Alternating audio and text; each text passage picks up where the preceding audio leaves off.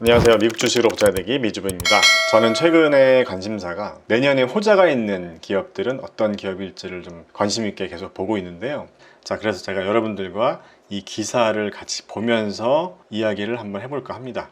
자, 이 기사의 헤드라인이요. 내년에 동박의 시대가 온다. 증권업계가 주목한 세 가지 종목 이렇게 나와 있는데, 자, 여러분들과 한번 주요 내용을 빠르게 한번 짚어보겠습니다. 우리가 2차전지 배터리 쪽에 투자해서 작년부터 올해 굉장히 좀 재미를 많이 봤잖아요. 그래서 2차전지 관련주들은 이 전기차의 높은 성장성을 바탕으로 해서 2, 3년 후의 예상 실적이 현재 주가에 반영되었기 때문에 올해나 작년에 굉장히 좋았다고 볼 수 있는데, 내년에는 이 배터리의 소재 중에 하나인 이 동박이 더 주목받을 수 있다라고 합니다. 왜냐하면요, 2차전지 배터리에 들어가는 이 동박이 공급 부족이 확실하다. 그리고 2024년부터 공장 증설이 예정되어 있다. 이렇게 얘기를 하고 있습니다. 자, 그래서 이 기사에서는 세 개의 종목을 얘기하는데요. 첫 번째로 SKC를 얘기하고 있습니다. SKC 같은 경우는 폴란드 쪽에 이 동박 공장을 건설하겠다 라는 발표를 했다고 하고요. 한 9천억 원 정도를 투자해서 연간 5만 톤 규모의 공장을 세우겠다고 합니다. 그 다음은 일진 머티리얼스가 있는데요. SKC 같은 경우는 순수 동박 업체라기보다는 여러 가지 비즈니스를 하는 기업인데, 일진 머티리얼스는 순수 동박을 제조하는 업체다 이렇게 얘기를 해서 더 큰 기대를 받고 있다고 합니다. 자, 마지막으로 솔루스 첨단 소재에도 언급을 하고 있는데요. 솔루스 첨단 소재는 전기차 세계 1위 업체에 동박을 공급하기로 했다. 뭐 이런 소식에 굉장히 또 주가가 올랐다고 합니다. 자, 이렇게 세 개 기업에 대해서 내년에 굉장히 좋을 것이다 라고 이야기를 하고 있는데, 왜 내년에 굉장히 좋을 것이다 라고 얘기하냐면, 자, 일단 배터리 시장이 계속 성장을 하고 있잖아요. 그런데 이 배터리에 없어서는 안 된 이 동박이라는 소재가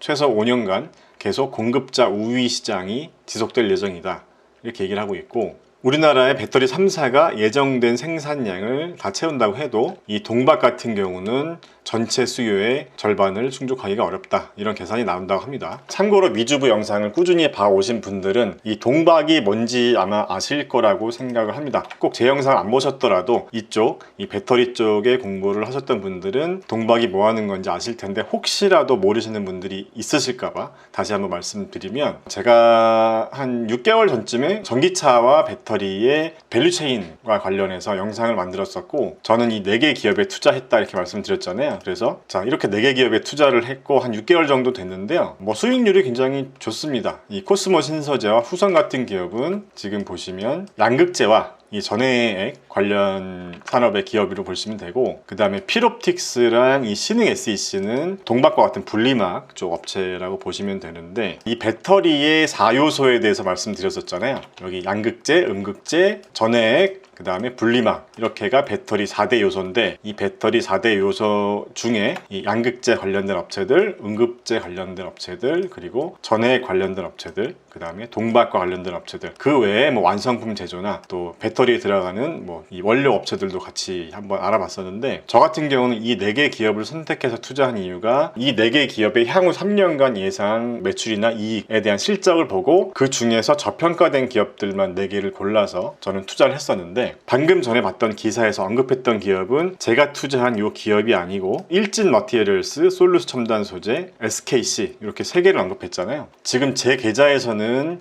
이 양극재나 전해액 관련된 업체보다는 동박, 분리막 쪽 업체들의 수익률이 안 좋은데, 뭐 내년에는 얘네들도 좀 수익률이 더 다른 업체들과 마찬가지로 좀 더 올라가지 않을까 하는 생각을 하면서, 이 기사에서 언급한 이 3개 종목에 대해서도 조금 공부를 해보고 투자를 하면 어떨까 하는 생각을 해봤습니다. 자, 그래서 이 기사를 마저 보면요, 우리가 이런 기사를 볼 때는요, 이런 부분을 또 눈여겨봐야 되거든요. 양극재 주요 업체들은 이 생산 능력 증가율이 내년에 93%로 정점을 찍고 2023년에는 61%, 2024년에는 34%로 하락할 것을 예상한다고 합니다. 그러니까 우리가 좀 이런 성장주에 투자를 했는데 갑자기 주가가 좀 크게 급락한다던가 뭐 이런 일을 많이 겪잖아요.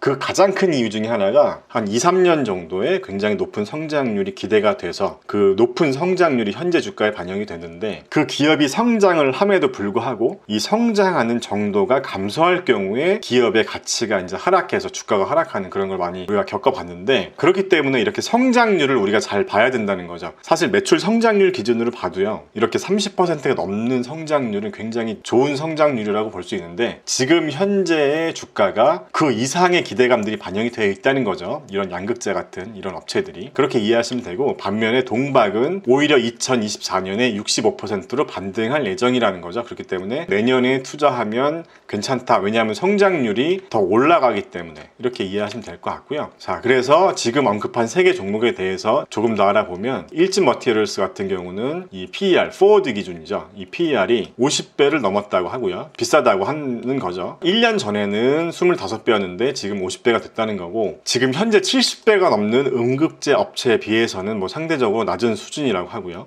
그리고 뭐 솔루스 첨단 소재도 최근에 주가가 급등하면서 PE 레이시오가 90배까지 올라갔다고 하고, 반면에 SKC 같은 경우는요, 아직도 20대 중후반이다. 그래서 이 동박 업체들 중에서는 가장 저평가된 게 아니냐, 이런 얘기를 하고 있습니다. 그래서 저는 일단 뭐 이 기사만 보고 뭐 투자 여부를 결정하는 것보다는 제가 투자하지 않은 요 3개 기업들을 한번 조금 더 공부해 보면서 이 중에 한 개 기업을 한번 선택해서 투자해 보면 어떨까 하는 생각을 하고요. 이 3개 기업들의 주가 흐름을 한번 보면요, 2021년 기준으로 보면 굉장히 좋았죠. 최근에 주가가 살짝 빠지긴 했지만 연초 대비 거의 3배 정도 주가가 상승했습니다. 그 다음에 솔루스 첨단 소재 같은 경우도 2021년 기준으로 보면 마찬가지로 주가가 한 3배 가까이 올랐다가 최근에 좀 주가가 빠졌죠. 그리고 SKC도 한번 보겠습니다. SKC 같은 경우도 2021년 초 대비로 보면 주가가 약 2배 정도 상승했네요. 일진 머티리얼스나 솔루스 첨단 소재보다는 상대적으로 주가 상승폭이 좀 작긴 하지만 그래도 굉장히 안정적으로 지금 주가가 올라가지고 있습니다. 그래서 우리가 내년에 투자했을 때 투자 성과가 좋을 수 있는 그런 기업들을 계속 저와 함께 알아보면 어떨까 하고요. 자, 그 다음에 기사를 하나 더 보겠습니다. 동학개미가 죽쓰는 동안에 서학개미는 여기에 투자해서 11% 수익을 냈다. 이런 기사인데요. 서학개미들이 주로 어디에 투자했는지도 한번 같이 알아보겠습니다. 서학개미들은 미국의 기술주나 2차전지 반도체 관련 ETF에 투자를 많이 했다고 하고, 그 다음에 지수를 3배 추정하는 레버리지 ETF에도 과감하게 투자했다, 이렇게 얘기를 하고 있습니다. 서학개미들이 가장 많이 산 종목을 보니까 QQQ ETF를 가장 많이 샀다고 하고요. 그 다음에 이제 S&P 500 지수를 추정하는 ETF를 많이 샀고, 세 번째가 좀 의외였는데요. TQQQ죠. 나스닥 100 지수를 3배로 추정하는 이 TQQQ를 또 많이 사셨다고 합니다. 수익률도 굉장히 좋았을 것 같아요. 지금 1년 수익률이 133%, 3년 수익률이 500%가 나오니까 여기에 꾸준히 장기 투자를 하셨다면 굉장히 좋은 수익률을 냈을 것 같고요. 네 번째 도 S&P 500 지수를 추정하는 ETF고, 5번째가 전기차 관련 산업에 투자하는 ETF에 많이 투자를 했다고 합니다. 제 채널에서도 계속 이 배터리 시장에 우리가 투자를 해야 된다는 말씀을 많이 드렸었는데, 그래서 저 같은 경우는 미국 종목 중에서는 LIT ETF에 투자를 하고 있었고요. 그 다음에 국내 상장된 해외 ETF 같은 경우에는 타이나 전기차 솔렉티브라는 ETF를 보유하고 있거든요. 그래서 이 ETF 같은 경우는 제 연금 저축 계좌에서 계속 물량을 늘려가고 있고요. 이렇게 보시는 것처럼 이렇게 연금 저축 계좌에서 차이나 전기차 솔렉티브 ETF를 매수하고 있었고요. 그 다음에 타이거 글로벌 리튬 2차전지 ETF랑 타이거 2차전지 테마, 이렇게 배터리 관련돼서는 저는 이 세 종목의 물량을 계속 늘려나갈 예정입니다. 자, 이렇게 각자 투자 성향에 따라서 투자 전략을 다르게 가져갈 수도 있을 것 같아요. 좀 개별 종목에도 한번 투자를 해보고 싶으신 분들은 저랑 같이 공부를 해보시면서 개별 종목에 투자하는 것도 좋은 방법일 것 같고요. 각자 생업이 있기 때문에 이렇게 개별 종목까지 공부하기에 좀 힘드신 분들은 관련된 ETF를 투자하는 것도 굉장히 좋은 방법이라고 생각합니다. 지금 제가 보유하고 있는 종목 중에 이 LIT ETF도요, 보유량은 많지는 않지만 그래도 투자 기간이 한 1년 6개월쯤 되는 것 같은데요, 수익률이 300% 가까이 되기 때문에 굳이 개별 종목에 투자를 해서 리스크를 안고 투자할 필요는 없을 것 같고요. 이렇게 4차 산업혁명의 파도를 우리가 잘 타면서 이렇게 앞으로 한 2, 3년 정도의 성장률이 높은 그런 산업의 1등 기업이나 아니면 이런 관련 ETF에 투자하는 것도 굉장히 좋은 선택이 될 수 있다고 생각합니다. 미주부 채널이 아무래도 미국 주식 채널이다 보니까요, 국내 기업을 다루면 조회수가 안 나오긴 하지만